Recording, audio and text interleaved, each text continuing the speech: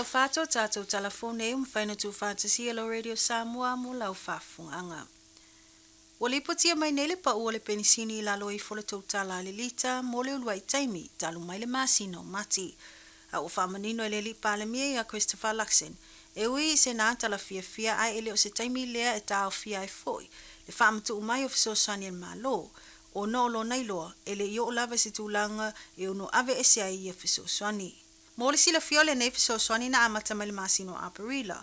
O tupe mseleni e tu inati tangata Itali ai le tangata o le fiswa o male pinisini. E pe yona iai le tu salea male se lau fasu ma tolu afi o tangata whaingalwenga e maua le lima se fulu i le vaiaso, male isi se fulu faafe e maua fiso swani e la iti ifo. Famanino mai e le li palemia o le ata au fiso sani nei pe afo atu mawina pea le pa ua le penisine e iwa sumatasi i lalo i fo le totala le lita mo vaiaso e faa.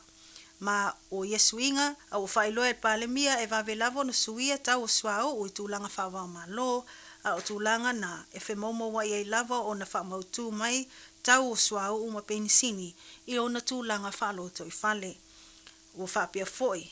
Le taitai a le ituangai a Chris Hipkins e le te tau lava na whaalangolango fiso swani mo tangata whaingaluenga i suinga o tau swa umpensini. O no olo mo o mia pea e tangata whaingaluenga le fiso swani i le malanga atu ma le malanga mai e tu sai mga aluenga. O whamaonia mai e leo e leo iai se tūlanga i ono lamati aile to o telo tangata i se mata upu na tūla i mai te kuiti le aso na nafi le aso nga fua lea i le mawai se tino maliu i ia whaitu ono se whaalawalau na tupu a fia i le whaonga ino la au malosi. I reporti ma le New Zealand Herald o lea na tali atu sui le au nanga o leo o ila ato wa wha au penga ina wo atu whamtalanga se mta upu Esplanade. O lea na molmawina i le tāpunia ma pui ai o no whanga mai le uia. A wha solo ai ngalwe ngā leo. O whamaonia mai nei na o le toa tasi o maliu ma watu atu ai nei le mta upu e ilo e pule o maliu a wave e sea nei vaenga na tawhia ma pupunia tawale mai le uia a whaasolo pia sa ililinga leo ile nei whalawilave. Iniso tala wali potia mai nei le New Zealand Herald le tu ina mai leo au se talio ni molianga whaopopua se li i luasu whatau sanga mai New Zealand. O se tasi o li ina tawhia ma molia leo ila matanga o le nei tau sanga. Whamawina o lo tua ia le talavou New Zealand i le mawai o ni ata pu e fōlinga mai o ni ata matautia e whailoa ai anga o tangata whaatupu whalawilave au whaatino ai loilonga i atonga mea tūtino i lona toi fo i atu i au setalia. Whailo na mawai o ni ata o swainga whaatupu whalawilave ma ata e whaamtalatala nai le whainga ma le tu whaatasia o pomu i whale. E whani molianga whaopopo o moliai le ali i New Zealand i tono Australia e au fiai le umia ino le ata matau tia tele ma lona umia o whaamaumaunga ia a fianga tele mai lunga o interneti. Ua whaamanino mai le Australian Federal Police o matua i tele ma mawalunga lava le numero ata e whaailo ai anga whaatu whalavlave le taiminei ai mese lava i tupulanga talavou ma o lo whaasolo ai pēr la tau sa ililinga ma suesuenga i ea mata upu.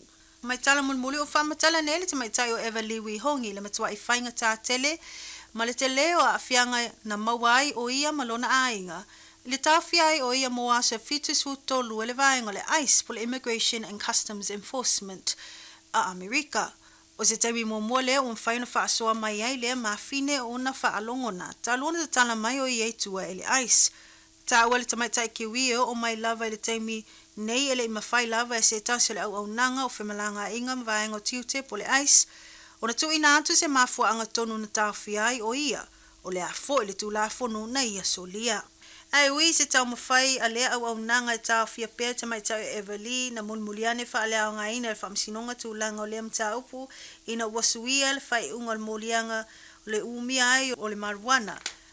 E lea tamai tai i le tau sanga lua o tasiono. O lea na mawhai ai loa o na tatala ele ICE ia Everly. I lunga upeng te whai langi ne whai loa ia Everly lo na ngang whawhitai lo na ainga ma ona wo i le lango ai meso tu lango le mawai so sani whare tu la fonu i lana mata upu.